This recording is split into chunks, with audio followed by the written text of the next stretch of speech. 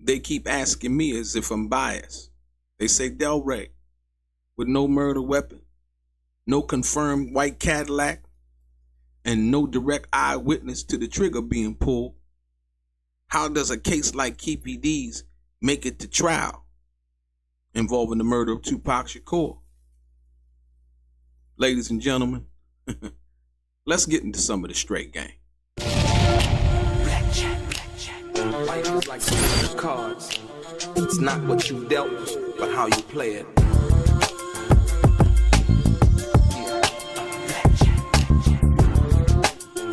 Play each situation correctly. I remember they used to laugh at a brother.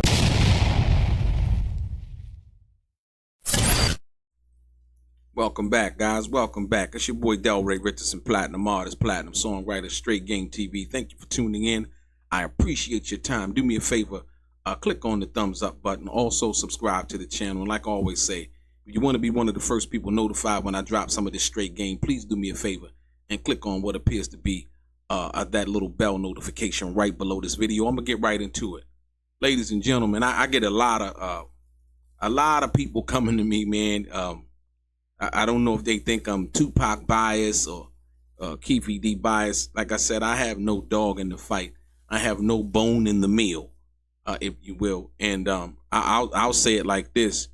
They said, well, they ain't found no murder weapon. There's no confirmed white Cadillac. No direct eyewitness to the trigger being pulled. So how does a case like this, even make it to trial and almost 30 years later, right? Like I said, what's happening, everybody? I appreciate you tuning in. We got a great conversation for you tonight. And those are fair questions. Like I said, those are very fair questions to ask. But I'm not Keefe D. So I really don't have to answer the questions more than anything. But like I said, I can give you some facts in relation to the questions as to how that works, right? So like I said, tonight we're going to talk about the defense surrounding the Tupac murder case and the recent arguments made by Keefe D's attorney, or should I say his new attorneys. According to his new attorneys, the prosecution has a serious uphill battle. This is what Keefe D's attorneys believe, that the prosecution has an uphill battle in trying to prove that Keefe D was involved in the murder of Tupac Shakur, despite all of the evidence that the prosecution says that they have for their side of the argument. Basically said, there's no recovered murder weapon, no confirmed vehicle tied to the shooting today, and no direct eyewitnesses to the trigger being pulled. Ladies and gentlemen, let's unpack this and what it actually means, right? So like I said, the defense's argument in most murder trials, like I said, the prosecution relies on 3 pillars of evidence when trying to convict somebody beyond a reasonable doubt: physical evidence, a witness testimony, and forensic connections, if you will, right? But in this case, the defense is arguing that the alleged murder weapon has never been recovered. The alleged Cadillac used in the shooting has never been found.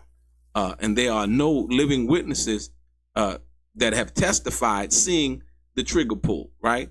Despite Suge Knight being the only living witness involved as he was driving the BMW that night, being the witness. So there is somebody who is a living, but Suge Knight has refused up until this point to testify to anything, right? And like I said, and legally speaking, that creates a serious challenge for any prosecution. I would have to admit so, right?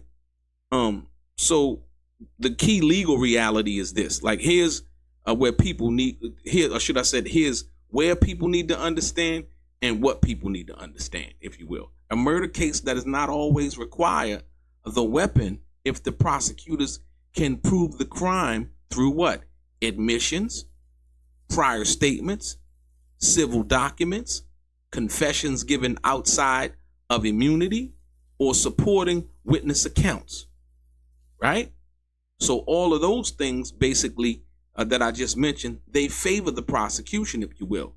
And that's what this case will likely hinge on, for lack of anything other than what the defense would be talking about, the Cadillac, the weapon, witnesses coming in, forensics, and all of those other things, right? So, that's, the admissions, prior statements, civil documents, confessions outside of immunity, supporting witness accounts.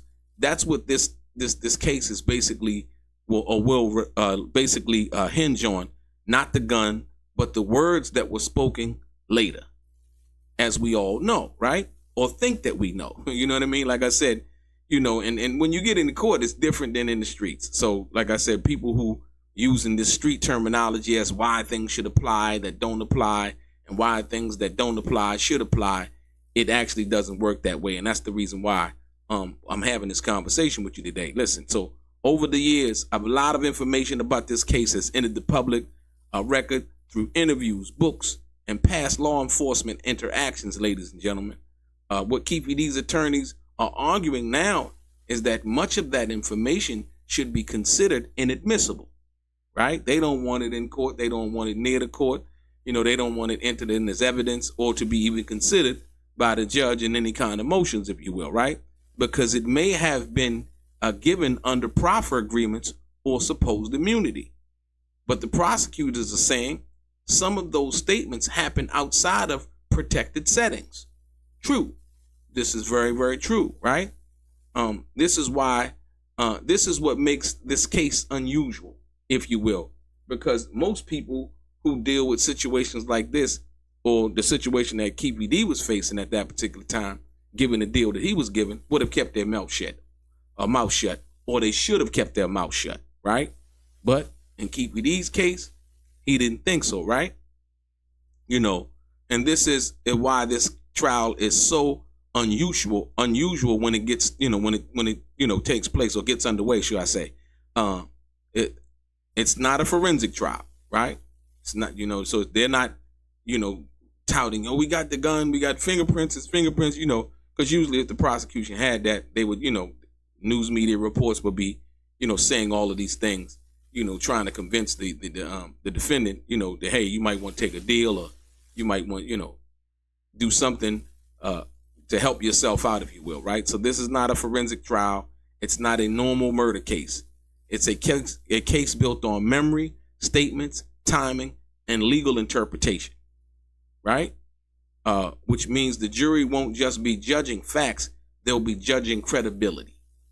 And that's going to be very, very important, like I said, to this whole big picture of what it is. Like I said, no weapon, no car, no direct eyewitness, but still a case is going forward. This Tupac murder trial case is going forward. So the question becomes, does justice depend on evidence or on what people said when they thought, right? When they thought no one would ever challenge them, right? Like I said, we don't do no emotions, no narratives, just the breakdown of what it is and what's actually in front of us. So, like I said, what do you guys think? What do you guys think? There's no weapon, no car, no direct eyewitnesses, and the person who is a direct eyewitness in Suge Knight is not saying anything at this particular time. At this particular time, the grand jury does have other witnesses, right? And I'm sorry, the prosecution. I mean, people who testify in front of the grand jury, but the prosecution does have other witnesses that were there. Like I said, I don't know if they witnessed the shooting, but they were in Vegas at that time, and that was what was in that little brown box that was in the courtroom with Keefe D, like I told y'all before. And it's going to be very interesting as to who and what is going to be testifying in the trial. So tell me, y'all, no weapon, no car, no direct eyewitness that is testifying that we know of. And, direct eyewitness, I mean, hey, Suge Knight, the people that were in the white Cadillac, may Yaki, Gaddafi, rest in peace. Like I said, and whoever else may have or thought they may have saw something, they're basically saying there are no direct eyewitnesses. So, like I said, tell me what you guys think down in the comments. I appreciate each and every one of you. Don't forget to subscribe to the channel. Your boy Delray, straight gang. Life is like some cards. It's not what you dealt, but how you play it.